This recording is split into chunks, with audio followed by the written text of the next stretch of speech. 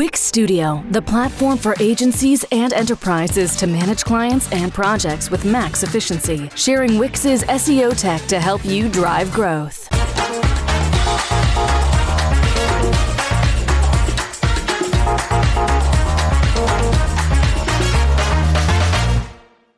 Fix errors, waste, and issues in a couple of clicks. Get alerted whenever you're off track. Sign up at trueclicks.com. Hi everyone, thanks for coming to listen to my talk this afternoon. So just a quick introduction to hopefully reassure you that I know what I'm talking about. I have been working in PR agency side for just under 15 years. I've worked with clients with very traditional briefs through to those with very digital SEO focused briefs. And currently head up a team of 11 who've got clients in a very broad mix of sectors, everything from kind of luxury travel through to law, motoring and insurance, very varied. So today's talk, I'm going to talk about some of the current PR reporting challenges that many of us will face. And just as a quick show of hands, it'd be really interesting to know how many people here are PR or work with PR agency side or freelance. So probably about half of you. And how many are in-house? Okay, similarly. So my hope is that for the agency side or freelance PRs that are executing strategies on behalf of clients, that this will help further empower you in what I suspect are conversations you're already having or changes you're hoping to make to PR reporting. For the clients in the room, hopefully, again, this sparks conversation and discussion and debate. And that when your agency, your good agency, is challenging you about KPIs and not just focusing on volume metrics, that you'll hopefully be more inclined to listen. So yeah, I'm going to touch on some current reporting challenges, as well as how we can help to identify the right blend of metrics, because it is going to vary by client and by brief and goal. And also the importance of laying foundations and building on our reports. So particularly when the new client comes on board, there are obviously baseline metrics that we need to get and then build upon. And then tools to help share your success story. So, bit of an elephant in the room, and I think if anyone's seen the tweets and things, the messages about Gary this week, there's a lot of conversation about volume metrics, and it's something that as an industry, has become a real focus. It's a lot of the reason that clients on board with a specific agency is because that agency has promised them a lot more results than another. And if we look at typical reporting metrics, for the most part, the primary KPIs that many of us are dealing with are number of brand mentions and maybe number of backlinks if you're more digitally focused. Might be digging into things like estimated reach, average DA, and then potentially some people are going to be looking at wishlist media hits, so sites that are relevant to the client from a brand and an audience perspective or from a topic perspective, key message inclusion, and then maybe even things like share of voice and social shares. But the further along we get, in my experience, the fewer agencies or the fewer kind of PRs that are covering off all of those things, and it often comes down to, a renewal often comes down to those first 2 points. And I did a quick poll on LinkedIn, and this was kind of reinforced by what I was seeing. The majority of people are measuring success by the volume of coverage or the volume of links that they've got. But really, these only tell a very small part of the story, and they are very, very limited. And while I can understand why they're used, if you, like I said, if you are hiring a new agency and you've got 3, agencies in front of you, and one of them's offering double the amount of links as another, then that's probably going to be an easier case to sell into maybe the CMO.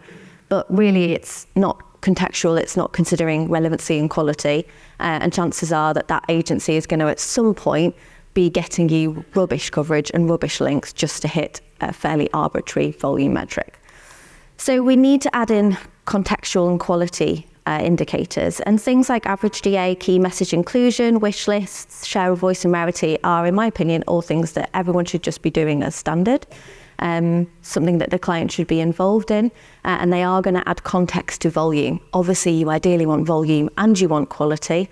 In some instances, that might be a little bit unrealistic. If you're in a very niche sector and your topic is only like to be covered by a small volume of media that are particularly relevant to a small audience, then naturally volume is going to be low. But that's when quality really comes in.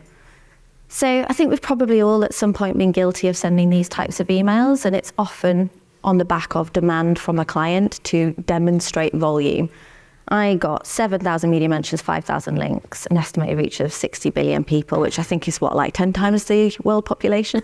So it seems deeply unrealistic. And yeah, I guess on paper it looks good. But the thing is, any good client or anyone that, is really considering that kind of quality and relevancy side of things should be digging into that and challenging it.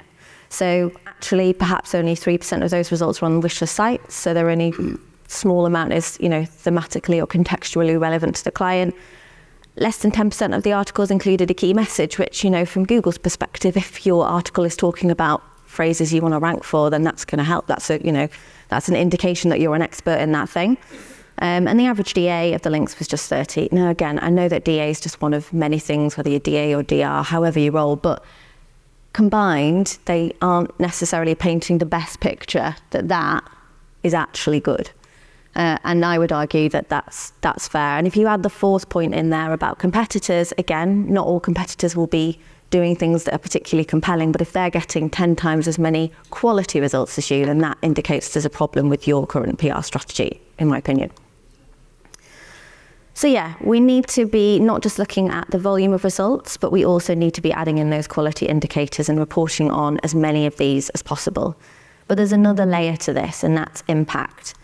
And PRs are typically quite reluctant to add impact into the mix, and I could understand why. This is not a perfect science. I'm sure people would challenge the placement of these things, and it's going to vary by client. I know people talk about the messy middle of the customer funnel, but for the most part, the expectation is that PR is a top of funnel tactic that is going to help drive brand awareness and perhaps repeat exposure. And while it has the potential to also drive interest and maybe even action and decision, it's not something that's typically always consistently expected. So when you're thinking about that and you're considering how you can demonstrate impact, you're then really kind of falling on, that's kind of brand awareness, and brand awareness is quite hard to measure unless you invest in very expensive tools, and that can be tricky. So then maybe I just won't talk about impact. I'll just ignore that because I can't do it in a way that's consistent and reliable. But actually, PR, if it's effectively delivered, has the potential to contribute to a number of different impact metrics. We just need to match the impact metric with the reporting metrics and ultimately with the strategy. So on the digital side, looking at things like referral traffic and how that's influencing better rankings, featured snippets, maybe even a higher website DA, which in and of itself isn't necessarily a success metric, but it is an indication that you're helping push the needle in an important area. And then on the brand side, things like increased brand awareness and brand perception can be beneficial. I was at a talk the other day, and one of the speakers made a really good, Stephen Kenwright, made a really good point about brand awareness, which is while you might not want to invest in a tool, many PRs are already working regularly with survey companies, and it's not expensive and difficult to run an aided and unaided brand awareness survey at the start of a project with a client. It's a couple of survey questions. Include 5 or 6 competitors, and then run it in another 6 months. It doesn't have to be an all singing, all dancing brand awareness tool in order to give you some insight that can then later help you demonstrate impact. Things like sales and conversions, it's really going to depend on the story. And again, I think it's important that we're honest and open about that, but there are some instances when it's feasible. And as I said before, I think what's important with the impact metrics is that we are tying the right things back to the ultimate goal, and that we're mindful of what the client wants to see and ultimately how we're looking to demonstrate success. So some agencies, and it very much varies, are already trying to do this, and I think clients want to see impact, but when they're obsessing over link volume, perhaps obsessing over the wrong thing, it can be quite tricky to do. So I think what we need to try and do is connect those reporting metrics and those impact metrics. Now, there's a big gap in that yellow section. I couldn't get all of the other things on there, so obviously bear that in mind. But in an ideal world, if you've got you're tracking your number of mentions, your number of links, your average DA, your reach, and then for me, I think really important, those kind of wish list placements, the key message inclusion. Over time, you can then start to add in things like increased brand awareness and maybe even referral traffic from a more digitally minded campaign. And that might start to influence better rankings, and it might start to influence sales and conversions. And similarly, it has the potential to, as a supporting, complementing impact side, looking at things like increased website DA and closing the link gap as well. Other reporting challenges, though, are around expectations and frequency and instant impact. So again, another reason that I think in the industry we're not always particularly keen to talk about impact is because we get emails like this from a client that say, oh, well, you got that really great coverage and it's on wishlist sites, but I haven't seen any impact on my website DA yet, and I haven't seen much referral traffic. And then as an industry, we panic. But really, we just need to manage expectations about how PR is a long-term thing, and impact needs to be built up over time. Certain metrics are going to demonstrate, be easy to demonstrate at different points. And again, this isn't an exact science, it's going to vary by campaign, but you might be able to say to a client, this week we got you X number of pieces of coverage, X number of wish list hits, blah, blah, blah. But then you can build that up with your increased brand awareness, maybe on a quarterly or a monthly basis, depending on how kind of fast-paced that client industry is. Better rankings, you might be able to look at quarterly or every 6 months. Obviously can sometimes take time to see that. And then things like, higher website DA you might look at on a 6 to 12 month basis.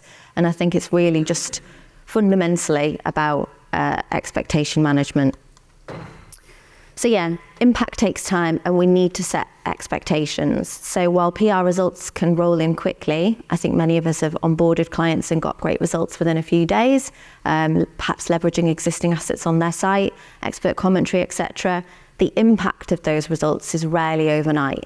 And PR is typically a long-term tactic, particularly if you're wanting to demonstrate impact. And it's usually demonstrated in several stages. Another consideration for me is that we shouldn't just be comparing success over time, so the number of results and the impact this quarter versus last quarter, but in context with competitors. Now, competitors might not always be doing super compelling things, but they do add context. Another consideration for smaller brands is that big early increases, and this is probably more on the digital side with things like DA and rankings, is more likely for smaller sites to be quick initially and then perhaps slow down. And again, I think that's just about expectation management. And of course, I think every PR feels this, but have to manage expectations about how every story is going to perform a little differently. And if you've got a multi-pronged strategy, then you want stories to perform differently. You might be doing something in order to get links on very niche, specific, super relevant sites, but you're not going to get those in volume. Versus you might have a story that has broader appeal and is still contextually relevant to your client, but because it's broader appeal, you are going to get more coverage and links. So you need to expect that those two things will perform differently. Other reporting challenges, so as I've mentioned, competitor analysis I think is really key, but more importantly for me is considering rarity of a topic. So any strategy, I fundamentally believe that our success and what we've delivered is only ever part of the story, and that context is really key. And one thing I think that works really well is to look at your coverage versus competitors, and also how many times that topic has been mentioned in the media in a specific period of time.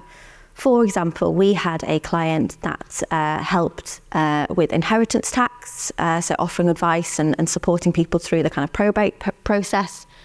There's not a lot of coverage or discussion about inheritance tax, let's be honest. It's not necessarily broad appeal or particularly sexy, so it's not going to make the likes of Land Bible. But it is something that's super relevant to this client, and they have some competitors that are getting some good coverage in that space. So we wanted to look at how many mentions they were getting versus how many mentions were available, fundamentally, thinking about media appetite for that topic and how many are being covered by the client. And that then adds that context element to say, you might have only got 5 pieces of coverage, client, but they were the only 5 that talked about your key topic that quarter, and your competitor was only in 1 of them, or whatever. And again, it's just adding really important context to them. And that then I think empowers us when we're setting KPIs, if a client still wants a volume one, to use data to inform those. Another reporting challenge, setting baselines, something we often forget to do in the kind of flurry of a new setup, and similarly not agree metrics and tracking tools up front. So I think it's really important as part of month 1 to understand how a client will measure success and what good will look like. A red flag for me is when you have 3 client contacts and they are all in disarray and don't agree what this is, and I'm not moving forward with setting KPIs until they're all on the same page. You also have to gauge client literacy because, again, not everyone's super digitally savvy, and that is absolutely fine. But we should be considering how we present KPIs and how we plan on reporting and demonstrating success, and how many times we're using acronyms and phrases that people won't necessarily understand. Simplifying it often helps. We also need to be transparent about what the strategy will and won't deliver. If a client has said to you they want you to help increase brand awareness to drive better, more branded traffic, then you're probably going to be doing a strategy that has the brand front and centre, and you're going to be looking at things like brand awareness and brand perception as part of your reporting metrics and your impact metrics. That's quite different to if you're potentially doing more of a links-focused brief, and while brand should always still be a consideration and quality and relevancy is still really important, you're probably going to approach it differently. So a very brand-focused strategy might not drive the same volume of links, so we have to make sure that we're clear with the client about how those things correlate and what that looks like. And ultimately, we have to pick appropriate metrics based on the strategy as well. And of course, then connect those impact metrics too. And I'm a big believer in basing any volume KPIs on research. So we talked earlier about looking at competitor activity and rarity. And for me, this is where there's instances of, being asked to provide a volume figure. So how many pieces of coverage do we expect to get? I am often more inclined to push back on a very high figure in favour of a lower one that's based on research, and push to justify that because we've got the data in front of us that says we'd rather get you 50 pieces of coverage this year because there have been 50 articles on your key focus area in the last 12 months and they are relevant to you, and that is going to shift things more online and be more relevant to your audience and your focus areas than to try and get 300. My team is going to be spread very thin, trying to get 250 pieces of coverage that are not going to help you in any way, shape or form. It's a pointless exercise. So using research to inform those KPIs can be really effective. And then also getting baseline figures from day one, particularly if you're looking at things like rankings, DA, brand perception, brand awareness. It's just really, really helpful to have that baseline figure so that, like I said, you can then build on that picture over time. And tracking competitor mentions, I've talked about this, but yeah, super key, as is that story rarity, in my opinion. Obviously, all of this is all well and good, but you still find yourself in instances where had this quite recently, did everything right, but then Jim in marketing has decided that brand awareness is really important to him. Cheers, Jim. And obviously that's going to then hinder your renewal. For me, that means we now have to just ultimately help inform the client that they are moving the goalposts. If it's an existing client, that's usually just a conversation. If it's a new client, when I have a new client come in, they tell me, my old agency wasn't performing. My first question is why? Not just what they weren't doing, but why weren't they performing in your eyes? What did you set them? What did you ask them to achieve? And why didn't they achieve that? Is it because you were misaligned? Is it because you were set unrealistic expectations? Is it because you set arbitrary KPIs for 500 links and they delivered 499?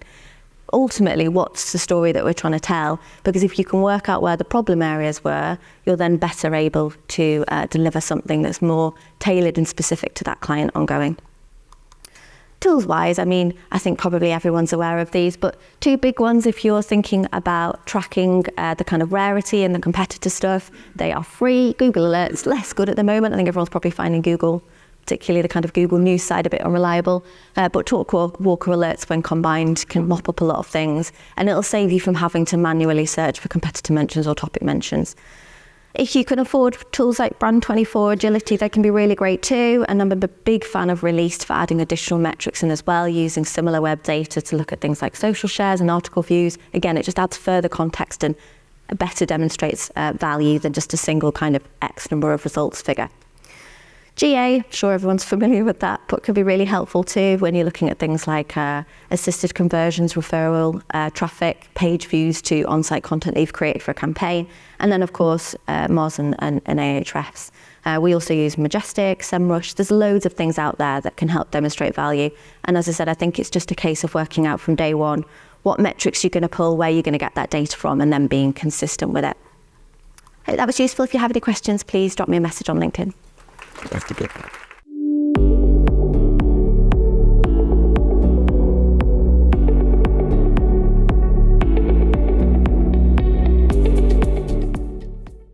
Monthly reporting making you want to shove sharp things up your nose?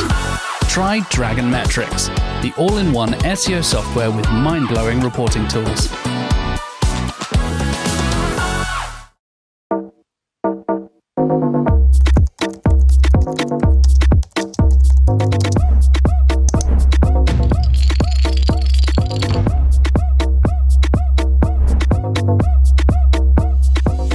Demand sphere.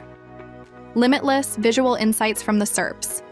Unlimited dashboards and users. Easy to use and easy to scale your growth to new levels.